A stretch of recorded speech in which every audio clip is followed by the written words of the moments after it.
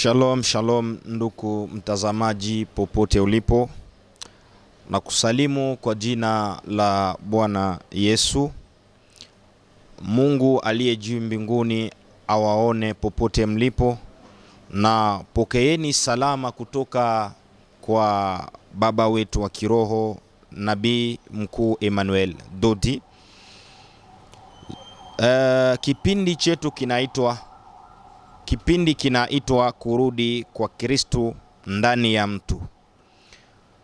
Kuna watu wengi wasiokuwa wanapuzia elimu, hawajui ni nini maana ya Kristo au Kristo ni nani.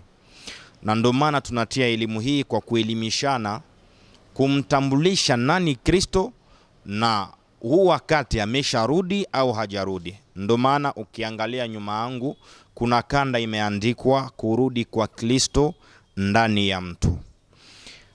Hiyo sio matamko mabaya au matamshi mabaya kwa mtu asiyokuwa anaijua ukweli, ila ni elimu itakayekusaidia we mwaminifu wa dini ya Kikristo au mwaminifu wa dini nyingine upate kujua ukweli. Ukweli ni kwamba Kristo sio mtu, Kristo ni roho.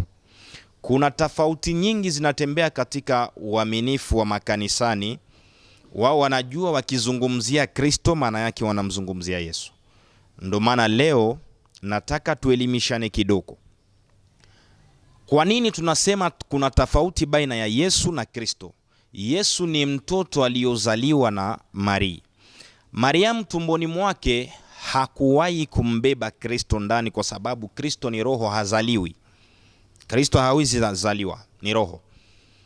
Mariamu ndani mwake hakumbeba Yesu Kristo, kwa sababu Yesu Kristo ndio Mungu wa ukweli. Na hapo kuna tofauti fulani inabidi ionekane. Utambulisho wa kwanza ni kwamba Kongo kuna nabii, kuna mtume ambaye Mungu kama alivyofanya kutengeneza mwili ulioitwa Yesu kabla juu Kristo aingie ndani afanye kazi. Kwa kurudi kwa pili ametengeneza mwili katika nchi ya Kongo, lakini sio kwa kazi ya Kongo, ni kwa kazi ya ulimwengu mzima. Lakini huu mwili umepatikana katika nchi ya Kongo unaoitwa Emmanuel Dodi. Utambulisho wa kwanza inabidi tutembee na maandishi ya kitabu cha Biblia. Tunaanzia katika Ebrania sura ya 9 aya yake ya 27 mpaka 28. Tunachukua 28. Biblia inasema, kadhalika Kristo aliyokuja kwa mara ya kwanza kutolewa dhambi za binadamu, na atatokea mara pili pasipo dhambi kwa sababu ya wale waliomsubiria juu ya wokovu. Andiko hii inasema Kristo aliyokuja mara ya kwanza kwa sababu ya kondoa dhambi nyingi za walimwengu, atarudi kwa mara ya pili bila dhambi juu ya sababu ya wokovu. Sasa hapa katika hiyo andiko kuna swali. Swali ni ipi? Kwa nini hawamzungumzii Yesu, wanazungumzia Kristo? Umenifuata mwanzo, nimesema kuna tofauti baina ya Yesu na Kristo. Hapa Biblia inathibitisha, inasema Kristo aliyokuja mara ya kwanza kwa sababu ya kupoteza dhambi, atarudia tena bila dhambi kwa sababu ya wokovu. Ndo tofauti niliyotangulia kueleza mwanzo. Katika swali hii tumeulizwa hapa, mimi nauliza hivi: kwa nini Biblia haizungumzie Yesu atakuja mara pili bila dhambi kwa sababu ya wokovu? Wanasema Kristo, na Biblia inatuonyesha wazi kwamba Kristo sio Yesu. Tuondoke hapa hivi tushuhudie kama Kristo sio Yesu, Kristo ni roho. Tunaacha hiyo aya, tunaenda wa Petro wa kwanza, tuisikilize Biblia. Wa Petro wa kwanza aya yake ya 1 tunaishia 10. Biblia iko wazi katika maongezi haya. Biblia inasema hivi, kitabu cha Petro wa kwanza aya ya kwanza tunaishia 10. Katika habari ya wokovu huu manabii walitafuta na kuchunguza, ambao walitabiri habari za neema itakayowafanikiwa nini. Wakatafuta ni wakati upi na wakati wa namna gani ulioonywa na Roho wa Kristo aliyokuwa ndani yao. Biblia inasema wazi, inasema manabii waliotangulia walitia kazi ya kufanya kuchunguza ili wajue habari ya wokovu, na wakasema nini liwafanya watafute habari ya wokovu? Ni roho wa Kristo aliyokuwa ndani yao. Sio roho wa Kristo, sio roho wa Yesu, ni roho wa Kristo. Turudi nyuma katika Ebrania, wanasema Kristo aliyotangulia mara kwanza kwa sababu ya kupoteza dhambi, atarudi mara pili kwa sababu ya wokovu. Hapa tena Biblia inasema manabii walifanya kazi ya wokovu, kutafuta na kuchunguza nini ilikuwa juu yao, ni roho wa Kristo. Hapo inaeleza wazi kwamba kuna utofauti baina ya Yesu na Kristo, na hapa inaeleza wazi kwamba kazi ya wokovu sio ya Yesu, ni ya Kristo. Na ndio maana hata Yesu wakati alikuwa na mitume wake, kuna siku moja aliwahi kuwauliza swali, akauliza, watu wanasema mimi ni nani? Kuna wengi walisema we ni nabii, wengine wakasema we ni Eli, wengine wakasema ni Yohana Mbatizaji. Lakini akawauliza, kama wale wote wanasema, yani wanababaisha, hawana ukweli, sasa nyinyi ambao mimi natembea na nyinyi mnasema mimi ni nani? Akainuka Petro akamwambia, wewe ni Kristo, mtoto wa Mungu wa ukweli. Na Yesu hakukataa, hakumwambia kama hapana, mimi sio Kristo, kwa sababu aliyokuwa ndani ya Yesu ni Kristo. Na Yesu akamwambia, kama umebahatika, kwa sababu sio mwili au damu, ila ni babangu aliyo mbinguni ndo anakufunulia maneno haya. Inamaanisha kuwa tayari Kristo ndo alikuwa ndani ya Yesu. Yesu sio Kristo, lakini kuna Kristo aliyokuwa ndani yake. Turudi nyuma kidogo. Ndo maana walituambia kwamba atakuwa mara ya pili bila dhambi, kwa sababu ya wale waliomsubiria juu ya wokovu. Gisi mwanzo juu ya kupoteza dhambi, Mungu hakutaka kumtumia roho ye peke, ilibidi mwili huwe. Huo mwili ndo uliitwa Yesu, uliokaa ndani ya bikira aliitwaye Maria. Baada huo mwili kuwa, ndo Kristo akavaa juu ya kutenda kazi. Lakini nyuma mwenye alifanya hiyo kazi ni Mungu, na huo uwezo bado hanao. Ndo maana alivyoaga kama Kristo atarudi tena mara ya pili bila dhambi juu ya wokovu, ilibidi atafute mwili. Ni mwili gani unaweza ukabeba Kristo juu ya kukamilisha wokovu ndani ya binadamu? Katika kuchunguza, Mungu akaangalia katika ulimwengu kuna watu wengi walikuja wakajitangaza mitume, wakajitangaza manabii, kumbi wa uongo, kwa sababu toka ondokaji wa Bwana Yesu hakujawahi kutokea nabii yoyote ulimwengu mzima. Napozungumzia nabii, nazungumzia nabii mkuu ambaye anakuwa na kazi fulani. Automatically nazungumzia ni nabii ambaye Mungu kampa uwezo wa kusimamisha kitu fulani kiliosubiriwa katika ulimwengu mzima. Sizungumzie nabii wa utabiri, wale wanaotabiria makanisani, hapana. Kuna tofauti baina ya nabii mkuu na manabii wadogo hawa wanaokuwa na vipaji. Ndo Mungu akaanza chunguza, akawa kuchakua mtu mmoja aitwaye nabii Emmanuel Dodi, na ndo akachukua roho wa Kristo akamkalisha ndani yake juu ya kukamilisha habari ya wokovu. Kuna watu wengi wanatafuta fitna au ikhtilaf ya kutokuelewana na sisi watu tunaotumika nyuma ya nabii Emmanuel Dodi kutangaza ukweli. Wanasema Kristo hawezi rudi kwa sababu alikuwa tayari ndani ya Yesu. Hivi mimi nawaulize swali, kama Kristo hawezi kurudi kwa sababu alikuwa ndani ya Yesu, au alifanya uchunguzi wa wokovu kabla Yesu hajakuja, wanasema ni roho wa Kristo, yani Yesu alikuwa alishafika au bado? Ina maana Yesu alikuwa hayuko na roho wa Kristo yuko. Turudi kwenye maandishi, kitabu cha Isaya sura yake ya 9 aya 6. Usikilize namna gani Biblia inazungumza. Kwa sababu kutokujua mambo haya, kuna watu wengi wamepotea katika njia ya Mungu na wanahubiriwa vitu visivyokuwa vya msingi. Kitabu ni cha Isaya aya 9 mstari wake ni wa 6. Biblia inasema hivi: maana kwa ajili yetu mtoto amezaliwa, tumepewa mtoto mwanaume. Kuna vitu viwili.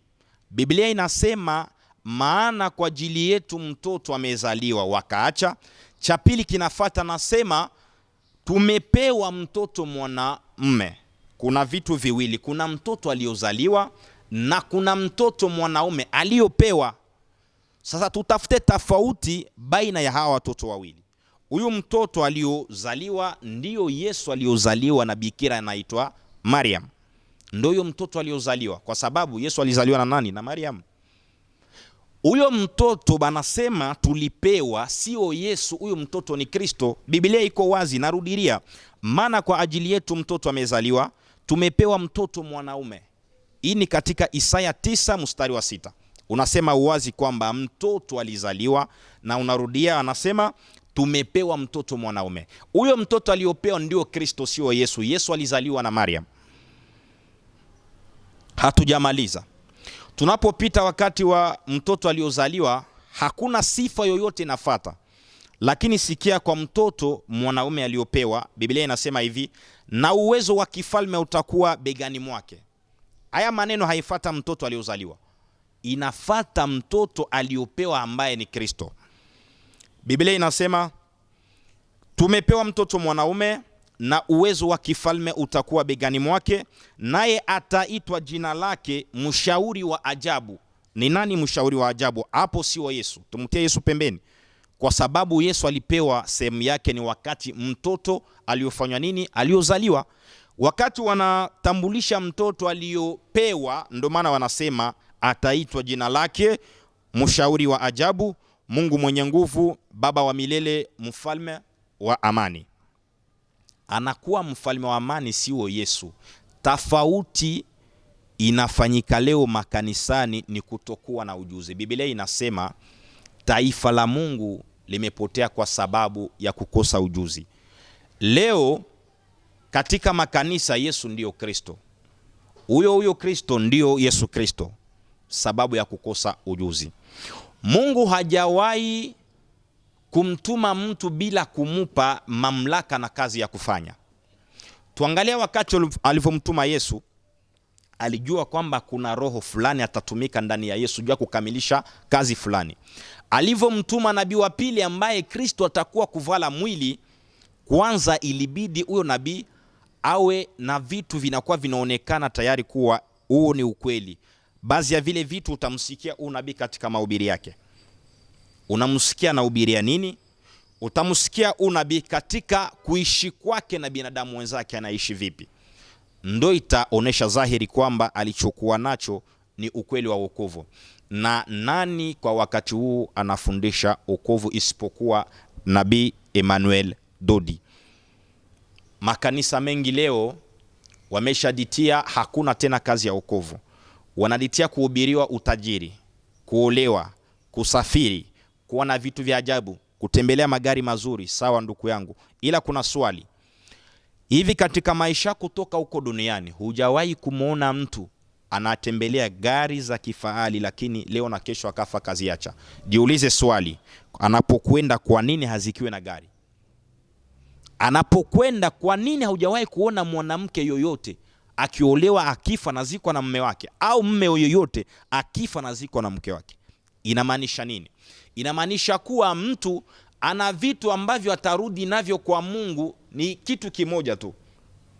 Baadhi ya hivyo vitu ni kuamini na kutembea katika njia ambaye Mungu anataka tutembee ili kesho tukutane naye akhira, sio hapa duniani.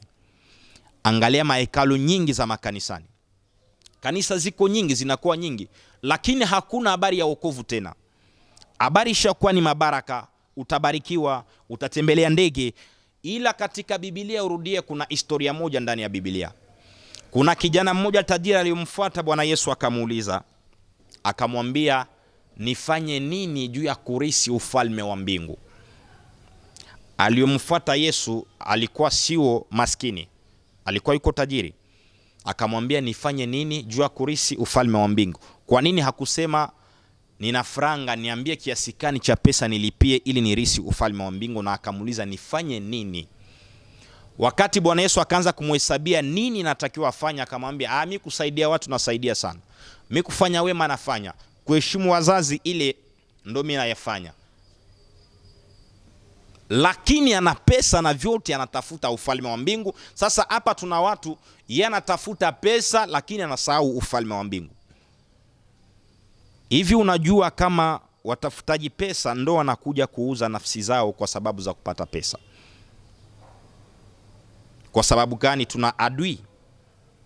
Huyo adui kazi yake ni kutoa vitu ambavyo vitakufanya uvitamani kuliko thamani ya wokovu. Wakati unavitamani, na ndio kifo. Na wakisikia kifo, nasikia muumini wa kanisa fulani anakuambia mimi kifo sio mimi wa kwanza kufa, watu wanakufa. Sawa, lakini katika mafundisho ya Nabii Emmanuel Dodi anasema kuna vitu vitatu katika kifo. Kuna kifo cha mwili, hicho sawa, kila mtu atakionja kwa sababu kila nafsi itaonja mauti. Kifo cha pili, kuna kifo cha roho, na kifo cha tatu kuna kifo cha milele. Kifo cha milele kinasababisha mtu asione ufalme wa Mungu. Hivi ndugu wangu, unajua kama nafsi yako ni biashara? Nafsi yako ni biashara. Kwa sababu gani? Nafsi ni biashara, lakini ina wanunuaji wawili. Mnunuaji wa kwanza ni Mungu na mnunuaji wa pili ni adui ambaye ni Shaitani. Yeye ananunua kwa sababu gani? Akinunua kesho na kesho yake unaenda kaangamia na unakosa ufalme wa mbingu. Mnunuaji wa pili ni Mungu. Anaponunua nafsi yako sio kwa sababu yake. Faida ya kununua nafsi yako inakuhitaji wewe peke. Mungu hatafute chochote kwetu ila natutakie mema tu. Yani hatafute chochote kwetu, lakini anatutafutia mema ili kesho tusikose ufalme wa mbingu. Angalia watu wengi gisi wanauza nafsi zao kwa sababu za pesa. Mpaka wanaojiita watumishi wa Mungu wamesanunulisha tayari nafsi zao kwa sababu ya nini? Ya pesa. Hivi unajua nafsi yako ina thamani kubwa kuliko vitu vya duniani? Dichunguza kwanza ndani yako, uhesabu, angalia kipi kinaweza kumfanya Mungu mpaka atoe sacrifice mtoto wake. Udiulize kwanza ni juu ya nini, kama nafsi yako haiko ya thamani.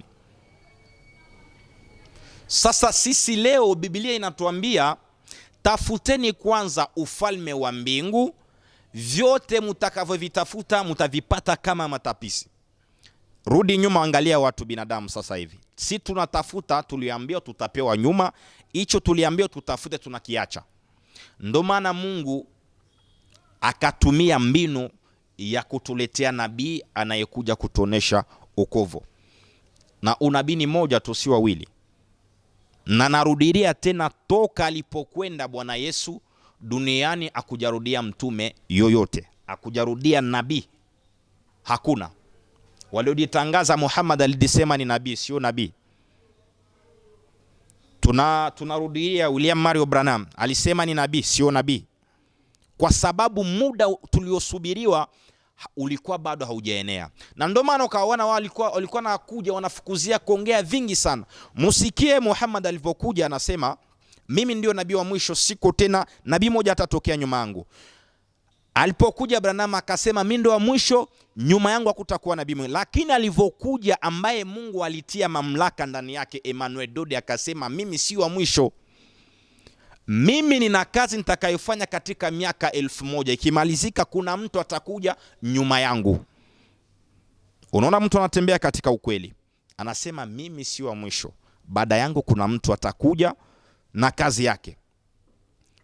Hivi hamwezi angalia kwamba ni muda mwafaka umefika sasa wa kutafuta wokovu? Hivi vyote tunatafuta katika dunia ni vya kuacha, ndugu yangu. Habari njema imekuja na mtu mmoja. Ujuzi wa kumjua Mungu wa ukweli unakuja na mtu mmoja. Kwa sababu Biblia inasema katika Wakorintho wa kwanza mstari wa 8 sura yake ya 6, Biblia inasema kwa maana kuna miungu mingi katika mbingu na dunia, lakini kwetu sisi ni Baba Mungu mmoja. Sasa huyo Mungu mmoja, diulize utamjuaje kama haujaoneshwa na mtu? Sasa kipindi ambacho Mungu kakitia tayari cha kutafuta wokovu ni hichi kipindi alituma tayari mtu ana njia ya ukweli ya kuonesha njia ya kufuata ili kufikia katika ufalme wa Mungu. Na huyo mtu ni Nabii Emmanuel Dodi. Sio kama alipozalikwa Kongo ni nabii wa Wakongomani. Sio kwamba alipozalikwa Kongo ni wanatakiwa kumwamini ni watu wa Kongo tu, hapana. Yani ni nabii anakuja na kazi ya ulimwengu mzima, kwa sababu alichokipewa na Mungu hakina mwisho. Anakuja kukamilisha yaliyokuwa habari ya wokovu. Kwa nini mnatembelea mbali na mahubiri isiyokuwa ya maana? Wanahubiria watu utajiri, wanahubiria watu kutafuta ndoa, wanahubiria watu kusafiri kwenda Ulaya, wanahubiria watu kununua magari ya samani. Sasa jiulize swali, hivi unajua hesabu ya miaka itikadi utaishi katika duniani? Hakuna mtu anajua miaka ataishi duniani. Sasa kipi kinakufanya udisumbue katika mambo ya dunia tu, usahau yaliyokuwa ya kesho? Kwa sababu baada ya hii maisha kuna maisha mengine yatusubiri kesho. Kuna maisha mengine yatusubiri kesho. Hivi unasemaje ndugu yangu? Na ulimwengu mzima sasa hivi hakuna mtu anahubiri wokovu isipokuwa Nabii Emmanuel Dodi. Ulimwengu mzima sasa hivi hakuna mtu anautumikisha misemo au maneno ya Mungu aliyosema ya ukweli isipokuwa Nabii Emmanuel Dodi. Ulimwengu mzima hakuna mtu anaonesha watu njia iliyokuwa ya ukweli isipokuwa huyo nabii. Ndio maana ubishano usipokuwa na maana unadumu sana katika watu.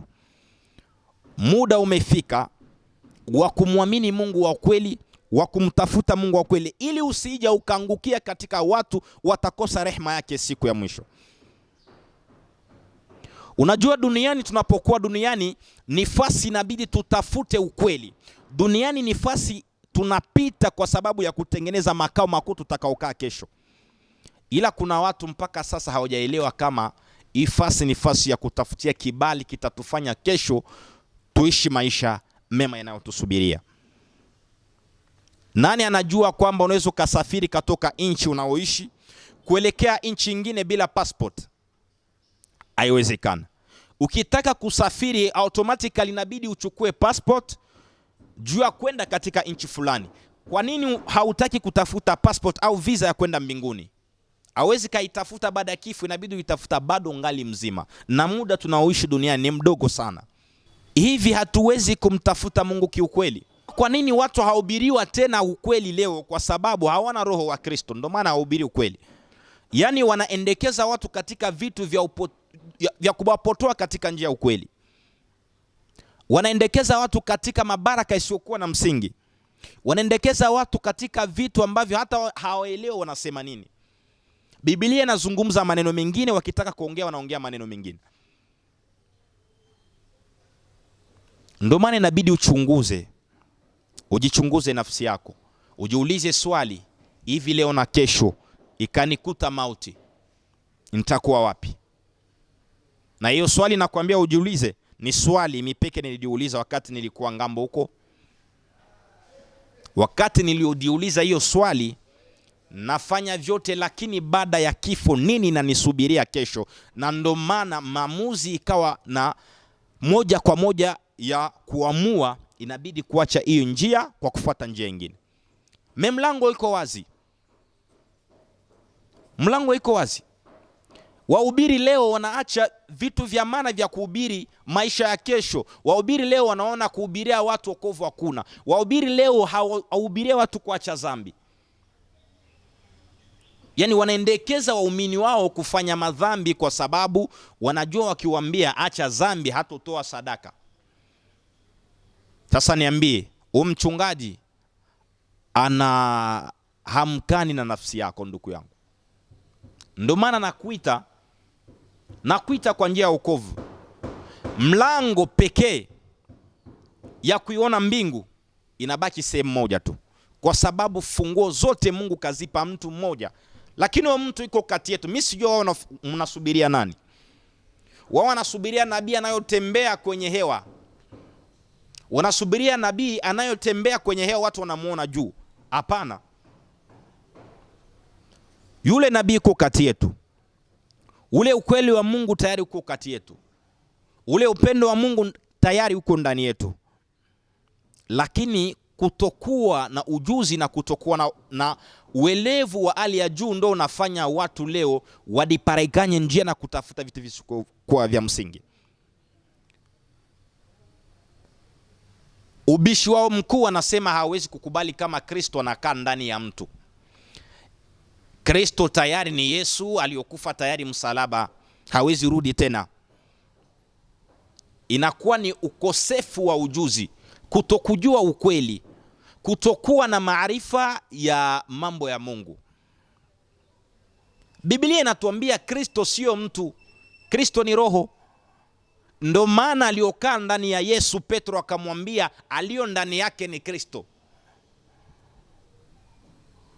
Nini lifanya Petro akumbue? Yani ni ufungulivu aliopewa kutoka kwa Mungu, kwa sababu Bwana Yesu alimwambia sio damu na maji, lakini ni Baba yangu ndo anakufunulia huo ukweli. Hivi amuone kama ni muda wa kutafuta ufunuo, Mungu akufunulia ukweli wa wokovu uko wapi. Hiyo tunaona fujo, kelele, hamuna habari ya Mungu. Ni maslahi ya kutafuta maisha yao hapa duniani, ni maslahi ya kuhubiria watu vitu vitawafanya watoe sadaka kwa maana, ila kazi ya Mungu sio magari.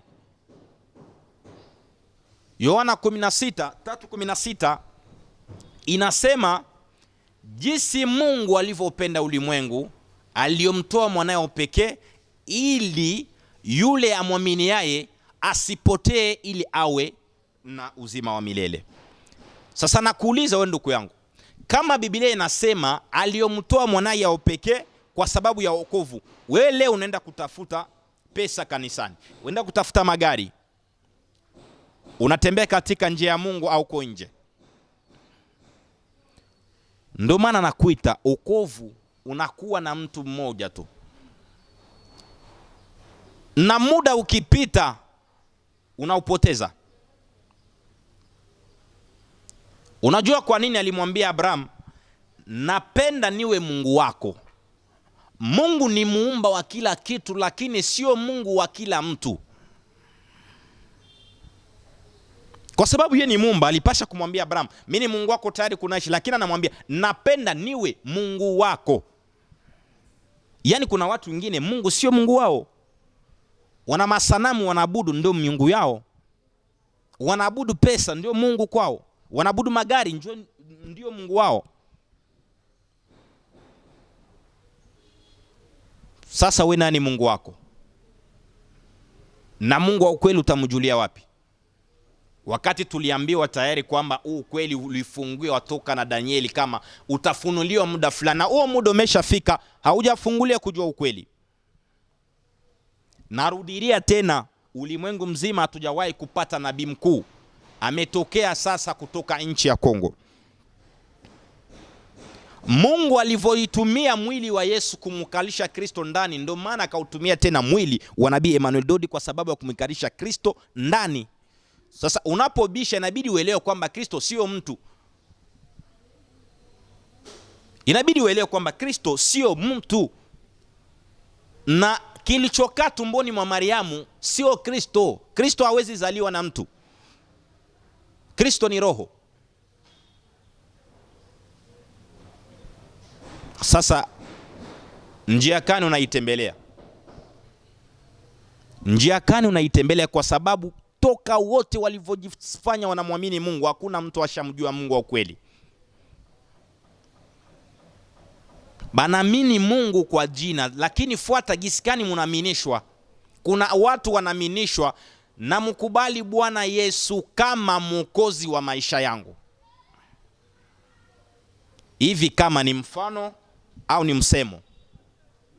Kwa sababu tunazungumza Kiswahili.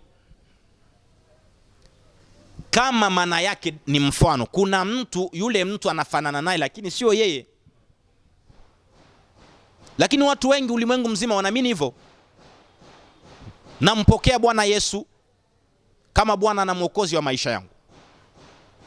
Lakini hata mafundi wanavyojenga manyumba, hawezi ingiza fundi anayejua kazi alivyojua kwamba foundation ulifanya mbaya, lakini akaanza kutia matofali juu, anajua vitaanguka. Inabidi anzia foundation ya chini. Ndio maana Nabii Emmanuel Dodi anaanzia foundation ya kuonesha watu ukweli. Hawamwamini Bwana Yesu kama haminiwi kama ni Bwana na ni Mwokozi.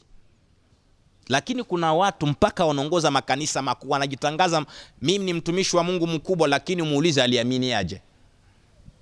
Ni mtu aliamini Bwana Yesu kama Mwokozi wa maisha yake, na mbingu hauioni. Uone kwa sababu hauna katika ukweli. Muda wa ukweli ndio huu umeshatufikia. Muda wa ukweli tayari tunao, lakini huo ukweli hauende tena kule Israeli. Na kwa sasa hivi Israeli hawana shauri yoyote ya kiroho wanaweza ukatupa sisi kanisa leo. Kama haujui, kuna makanisa leo kwao akifika Israeli anaona kama kafika mbinguni, wakati wao wa Israeli hawakumkubali huyo. Ndio maana Israeli hawana shauri yoyote ya kiroho wanaweza wakaileta kwa kanisa leo. Muda wa ukweli umeshafika ndugu yangu. Huo sio muda wa kutafuta magari, sio muda wa kutafuta pesa. Ni muda wa kutafuta okovu, kwa sababu yule mwanaume alilagiwa katika kitabu cha Isaya tayari yuko kati yetu. Tayari iko ndani yetu. Iko naishi kati yetu. Sasa utamjuaje? Utamjuaje kama bado ungali nabakia kutafuta kwanza riziki, ungali nabakia kutafuta pesa, ungali nabakia kutafuta kuolewa? Kuna wapagano wanaolewa kila siku, hawakwenda kumlima. Kuna wapagano wananunua magari za kifahari kila siku, mpaka ndege wanazo. Inamaanisha kuwa Mungu tunamtafuta kwa sababu ya okovu, si kwa sababu ya pesa, si kwa sababu ya kununua magari na kujenga manyumba ya kifahari. Hivi uko wapi ndugu yangu? Uko wapi? Rudi umtafute Mungu wa ukweli. Kuamini na kubatizwa ni vitu viwili tofauti. Kuna watu imani yao imewajenga kwamba uwezi ukabatizwa, ukibatizwa unaenda motoni kama Uislamu. Na wakati Biblia inasema ukweli, yoyote atakayekubaliwa na atakayebatizwa anaokolewa yeye na jamii yake. Sasa unasikia watu wanakuambia ukibatizwa unaenda motoni. Wewe unasemaje? Kila mtu aliyomkubali Muhammad kama mtume amekosea kwa kutokuwa na ujuzi. Kila mtu aliyomkubali Branham kama mtume amekosea kwa sababu aliolagiwa atakuja tayari kashafika. Sasa wakati anakuja inabidi tuangalie sasa uchafu wote na ukweli tuondoe. Na yeye sio mwingine, ni mwenye yuko nyuma yangu hapa. Ni Nabii Mkuu Emmanuel Dodi, iko kati yetu. Kwa sababu ndani yake kunakaa amani ya Mungu, ndani yake kunakaa upendo wa Mungu, ndani yake kunakaa kila kitu kinachofanya mtu kesho asipotee katika njia ya Mungu. Na huwezi kuelewa kama hujaambiwa. Hivi uko wapi? Mpaka na wandugu zangu Waislamu na waalikwa, sio matusi. Kunapokuwa kweli nabii tuzungumze ukweli. Hakuna mtu yoyote aliyomfuata Muhammad nyuma na ataiona mbingu, ni uongo. Kwa sababu yeye mwenyewe alitangulia kujisema ndani ya Qur'ani yenu. Akasema sijue nitakavyofanyiwa na nyinyi mtakavyofanywa. Sasa kama nabii mkuu hajui atakachofanywa, sasa nyie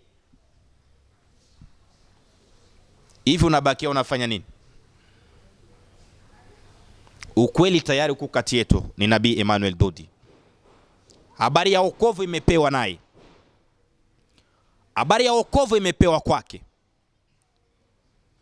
Uwezo wa kuokoa binadamu umepewa kwake.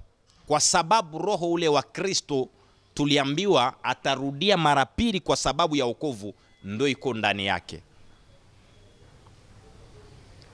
Alichokifanya na Yesu kuikalisha Kristo ndani yake, ndo kakifanya leo na Emmanuel Dodi kuikalisha Kristo ndani yake. Ndo maana mfuata hata mahubiri yake, mfuata mafundisho yake, utaelewa nini iko ndani yake, nini mila na desturi yake. Tayari toka ndani ni wokovu. Hiyo njia yote ni kelele na fujo hiyo. Hutopanda mbinguni kwa sababu ya kwenda mlimani. Hutoenda mbinguni kwa sababu unatoa franga kanisani. Hutoenda mbinguni kwa sababu uliomnunulia mchungaji wenu gari za kutembelea. Utaenda mbinguni ukimwamini Mungu wa ukweli na ukibatizwa. Sasa swali, huyo Mungu wa ukweli utaminiaje kama haujakuonesha naye? Kwa sababu Biblia inatuambia wako wengi. Tafuta njia ya kumjua Mungu wa ukweli, kwa sababu uwezo wa Mungu umepewa katika nchi ya Kongo. Kwa sababu Kongo kumezaliwa mtu, kumezaliwa mwanaume, kunazaliwa yule tuliagiwa zamani kama atakuja, tupo naye. Ndo sababu ya wokovu. Wokovu sio wa Kongomani peke, wa ulimwengu mzima. Jiandae, toka katika vitu visivyokuwa vya maana, toka katika makanisa isiyokuwa ya maana. Fuata njia ya ukweli, itakupeleka katika wokovu. Kwa wale watakaotufuata kwenye internet, kuna YouTube ya nabii inaandikwa Prophet Emmanuel Dodi. Ukiingia pale uingia pale, utafuata kila kitu na namba iko. Ukikuwa na swali utatuuliza na tutakujibia. Ni nabii sio wa Kongomani peke yao, ni nabii wa ulimwengu mzima. Ndio maana alivyokuja hakusema kama mimi nimemaliza kama Muhammad muongo alisema. Alisema baada yangu nikimaliza nina kazi miaka 1000. Baada ya miaka 1000 kuna mtu mwingine atakuja.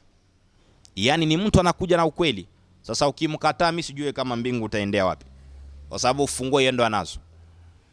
Sio muda wa kupoteza ndugu yangu. Kanisa inapatikana Kongo, kanisa iko Kinshasa, tuko katika sehemu inaitwa Limete, barabara ni ya 6, namba ya 817. Njoo, milango iko wazi na upokee wokovu. Hatukuite kwa sababu ya kukuonyesha kama yeye ni Mungu we umwabudu, hapana. Hata yeye mwenyewe hatokubali umwabudu kwa sababu yeye naye na Mungu wake. Tunakuita kwa sababu ya wokovu, kwa sababu Mungu hataki kitu kwetu, anachokitaka ni sisi tuokolewe. Sasa wokovu umeshakuwa na mtu mmoja, na huu muda tunapitia, tuna ibada ya siku 30 ya uvunaji katika Biblia. Msingi na usimamishaji wake unapatikana katika kitabu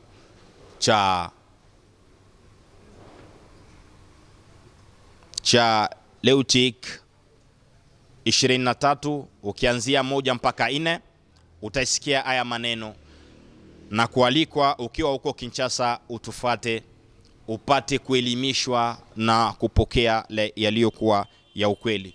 Tunarudisha shukurani kwa wote walivyochukua muda wao kutusikiliza, na kwa wote watakaotufuata hata nyuma. Mungu aliye juu mbinguni wabariki, na pia afungue milango ya mioyo zenu ili wokovu uingie ndani. Aliye juu mbinguni awabariki, na tunarudisha tena shukurani kwa baba wa imani, ndio Nabii Emmanuel Dodi, na waumini wote wa message ya ukweli. Mungu aliye juu mbinguni awabariki. Amen.